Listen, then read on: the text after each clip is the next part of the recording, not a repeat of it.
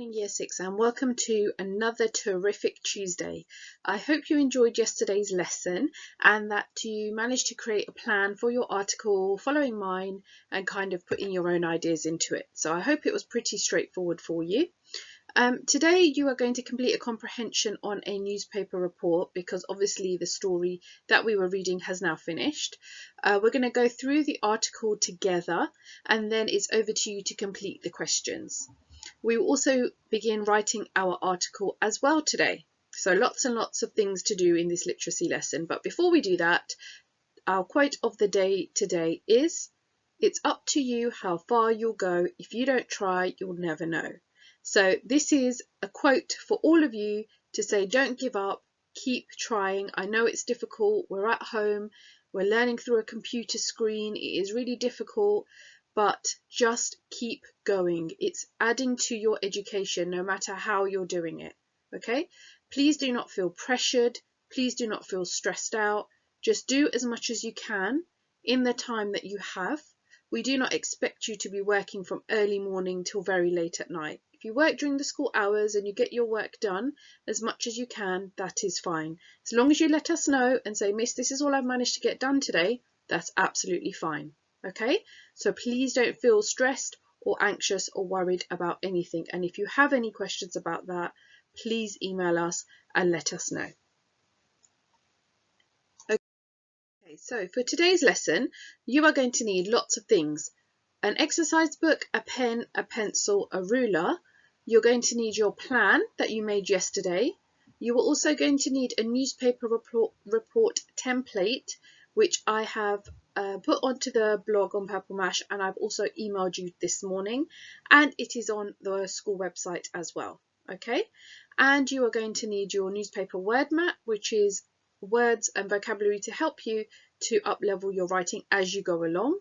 And of course, as always, inference skills and concentration. So pause the video here and go and get those few things that you need. If you cannot print off, that's absolutely fine. As long as you've got those documents there for your reference, you can still use your books and write it out in your book as well. It's not a problem. Okay, so this is your comprehension. It's a first news article. I've emailed you a copy because I know the print on here is quite small, but it's going to give you a lot of help with inference. This is from First News, so obviously, as you know, you read First News in class all the time. It's a really great newspaper for children, so everyone should be able to use the vocabulary and understand it. Okay, so the article starts with, "Up close with a giant whale shark. Imagine swimming next to an animal that could fit you in his mouth and still have some room to spare." So that is the caption that goes with the picture, and the picture is pretty amazing actually. That didn't worry 5-year-old snorkeler Kieran Liu, who was happy to swim next to the great white whale shark. It was the first time young American Kieran had been swimming in the open ocean. "On the day, we were the first ones in the water," said photographer Eric Cheng. "Kieran was suited up first and just jumped in some 20 miles from land. He was amazing. Not once did he display any fear. Luckily, this 10-meter, 40-foot long whale prefers plankton and fish eggs. Every year in late summer, huge numbers of little funny fish gather in the waters of Isla Mujeres in Mexico to spawn. This attracts up to 100 whale sharks at a time, and a few brave humans, like Kieran, go into the water with them." Sorry, it's not funny fish, it's tiny fish. It's very small, even I can't see it on the screen. So I have given you this as a larger copy, so you can read that as you follow this video. Okay, and then we've got just the article again, just to show you how it features in the paper. Okay, so here are the questions that go with it. So number 1, are these sentences true or false? So you've got true or false sentences. You've got some more questions about the text. You've got questions about vocabulary and about phrasing. And you have questions about how the media portrays sharks as well. Okay, and the reasons for the journalist choosing what they have. So what I would like you to do is answer these questions in full sentences in your books, and like you have been doing, sending me a picture to the Year 6 email address. Make sure you answer in full sentences. We are going to go through the answers in a minute, so pause here, do those questions, use the larger sheet that I gave you, the larger print sheet, which is on the Year 6 website and is on Purple Mash as well, because that will be really useful for you. Okay, so these are the answers down there. Again, they're very tiny, I'm afraid, but I will do my best to explain it to you as we go through, so you won't necessarily need to read it. Okay, so are the sentences true or false? So whale sharks eat humans. False. Kieran swims with the whale shark the first time he swims out into the ocean is true. So the first statement is false, the second one is true. Okay, number 2. Why are whale sharks attracted to the Sea of Mexico?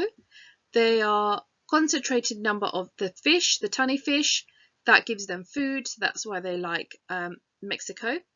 And there is enough in one place for big mammals to feed on. Okay, so there's lots and lots of food there for them, that's why they like to go there. Find and copy 2 words that mean worry. So we've got phase and fear. Okay, so that means that he was not phased or worried about anything, anxious. Why has a journalist included a quotation in this article? So the quote by the photographer emphasizes how exceptionally courageous Kieran was to swim with the whale shark. Okay, so he's saying that he was one of the first people in the water, and he's using the adjective amazing to describe his actions, and that Kieran did not seem afraid at all. Okay, so the whole reason for the journalist to put that in the article is to make us think, wow, Kieran is so strong. Okay, I'm brave that he's doing this. Number 5, give 3 ways that up close with a giant whale shark is written in the style of a newspaper article, because it is obviously in the past tense. It talks about the 5 W's. You've got your headline, it's in paragraphs, in columns. So it's basically you picking out some features of a newspaper report there. So that should be quite straightforward. And sharks are often portrayed in newspapers, films and other media as frightening creatures. What impression of the whale shark do you think the journalist wants to give?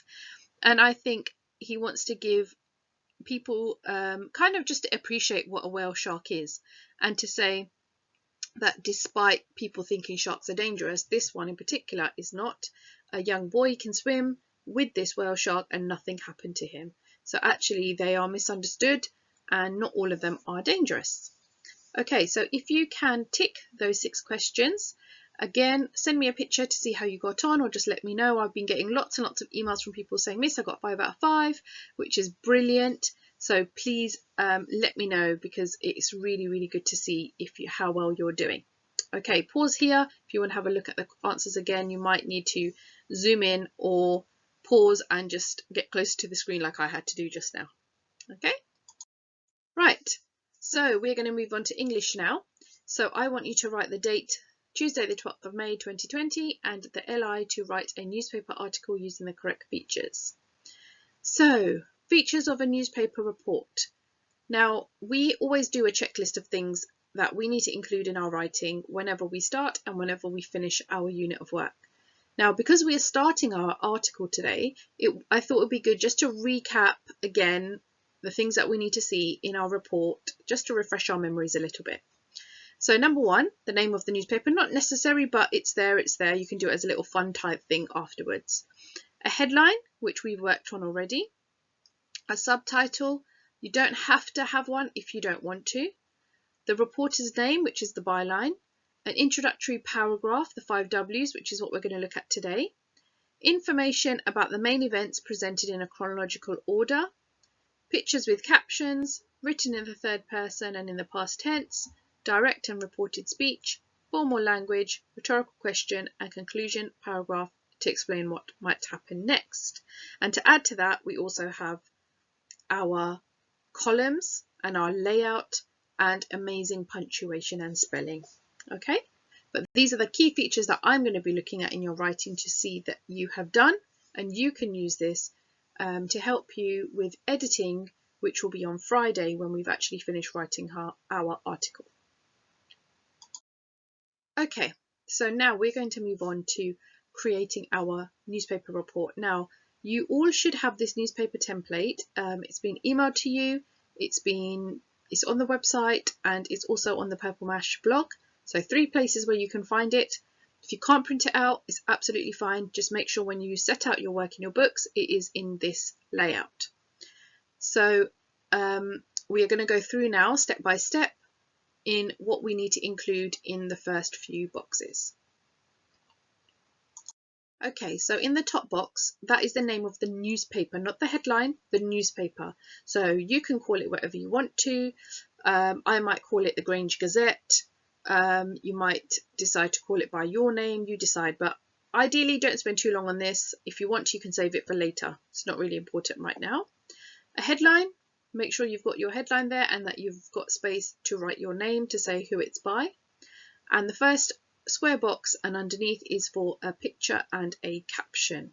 Okay, so remember, you don't have to draw your picture now, but if you write the caption in, it's good for you to remember this is what I need to do. Okay, so pause the video here and go and complete those 3 things: your headline, your caption, and also maybe you can write in the name of the newspaper if you want. So 3 things there for you to do. And then come back to the video and we will start with our introductory paragraph. Okay, so now you need to grab your plan that we made yesterday. This is my one that I created, and we have got all our different paragraphs, but today we are focusing on our introduction, the first box, remembering the 5 W's. Okay, so pause here while you make sure you've got that in front of you. Okay, so I'm going to give you an example of a paragraph I have written for my first one, and I've tried to incorporate all of the 5 W's, all of my information that's in this box in my paragraph, and then you are going to write your paragraph today and send it in to me so I can give you feedback and I can give you any ideas that you wish. So my paragraph is: yesterday afternoon, the Royal Albert Hall was the scene for the latest suffragette rally. The women had gathered in the iconic venue to protest their right to vote. Suffragette leader Emmeline Pankhurst spoke to her army of women and caused quite a stir. Many of the protesters became aggressive and had to be led away by police officers. So within that, I have got my 5 W's. I've answered all of my questions, and I also have referred to my plan, and I've got all of the information in there that I wrote in my plan. So I can tick that box off and say, yep, I have done that perfectly. Now, you also will have on the website, on your email, a word mat. So like I referred to it before in the checklist of things you need, please use this now as a helping hand to think of different openers and different vocabulary that you can use in your newspaper report, and it's in the formal style of a report. Please remember to use past tense. You're reporting on events that happened yesterday, so you do not need to write in present tense. Okay, so here is what I want you to do now. You have seen my paragraph. You need to write your own. Do not copy my work, please. Just put in the information that you need, but put it in your own style. You all are amazing. Mine is by no way the best, and I'm sure there'll be many of you that can write better than me. So I really look forward to seeing your work. Remember to send it into our Year 6 email, and I will see you tomorrow.